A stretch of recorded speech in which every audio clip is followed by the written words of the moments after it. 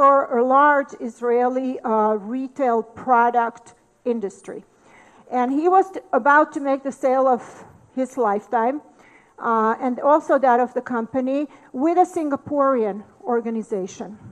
So Mickey flies to Singapore, they sit around at this long conference table, and there's the CEO, the Singaporean CEO, and his management team, okay? They're all sitting there. And this is how Mickey starts his sales pitch. And he addresses his talking to the CEO, and he says, I visited your stores, and I saw that the way you display your products is not conducive to your sales. If you buy our product, we can guarantee you that your numbers will go up. Okay, that's the Israeli approach to a sales pitch. First, I'm going to tell you what's wrong with your product. Then I'm going to give you a solution, and your numbers are going to go magically going to go up. That's fine. But the problem was that Mickey wasn't selling to another Israeli organization. He was selling to Singaporeans. And when he said that, he committed two cardinal mistakes. One, he insulted the CEO by saying that he doesn't know how to manage his stores effectively. That's the interpretation of saying, I visited your stores. And he did a worse mistake than that. That was mistake number one. Mistake number two was that he insulted the CEO in front of his entire management team. Now, why is this so important?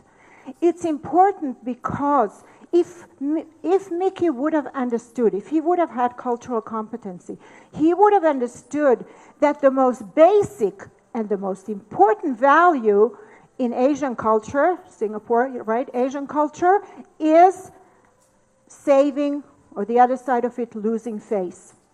Okay? And what he did, he actually caused the CEO to lose face, first with himself, and secondly, with his entire team. So if Mickey would have been culturally competent, he would have had these four competencies. First of all, he would have the motivation to understand that there are cultural differences between him or between Israel and Singapore.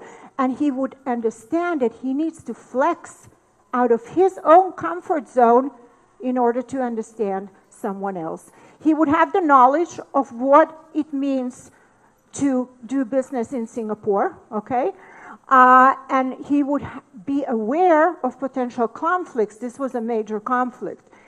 He would then have the tools to know, if that's my sales pitch, how do I adjust my sales pitch so that it meets respectfully the Singaporean culture. And the last one is he would have the flexibility that even when he started this cultural misunderstanding, he would have the ability in real time to change his behavior.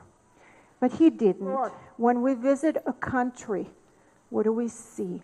We hear the language, we look at the architecture, we listen to the music, we taste the food. We can even see forms of relationships and emotional display.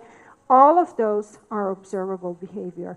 But if we don't understand what lies beneath, and I haven't met a tree yet who can survive without roots, if we don't understand the roots, then we don't really understand how the values motivate the behavior. And underneath, on the root level, we have values, assumptions, traditions, even religion. So back to our business orientation, the values affect every single business interaction, decision-making, negotiation, motivation and reward, subordinate relationships, conflict resolution, and even gender roles. It's all rooted in values. And that's what makes a difference of trying to understand a culture based from its values as opposed to based from do's and don'ts. There are two pillars to this paradox. One is English language. We call it global English, right? The official English language or business English language in the world, if we take out Chinese, which might take over in a few years, but for now, it's still English, right? We all speak English. We think that because we speak English, that we are all understood, that we understand each other, okay? We have people sitting in boardrooms, Finnish and Swedish and German and Chinese and Korean and Americans, and we all speak the same language, English. But do we really understand each other? We usually don't. And then we have what we call email communication, okay? I sit in my cultural space in Israel, and I send out an email to my business colleagues who sits in Peru. He sits in his own cultural space. And I have no idea if my message was understood, if I was too concise, if I was too impolite, if I was too short. I didn't get to the point fast enough. And since email has no visual loop, we really have no way of knowing if our message was understood. When we are from the same culture, we know how to encode or decode our messages so that the other one understands us. But when we deal with people from other cultures, we have no way of knowing if we're encoding them correctly. And I want to give you an example.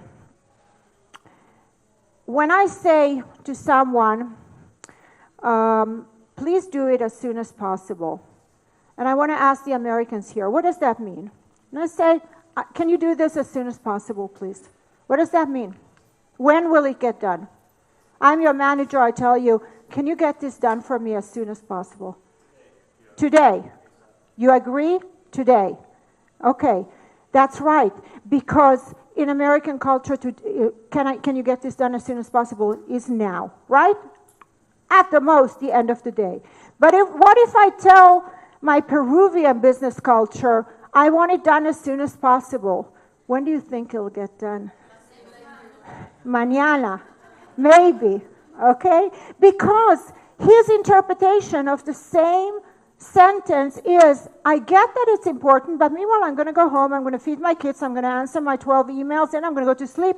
Then I come back to work in the morning and I see that I have like 10 other tasks. I'll get to it sometime.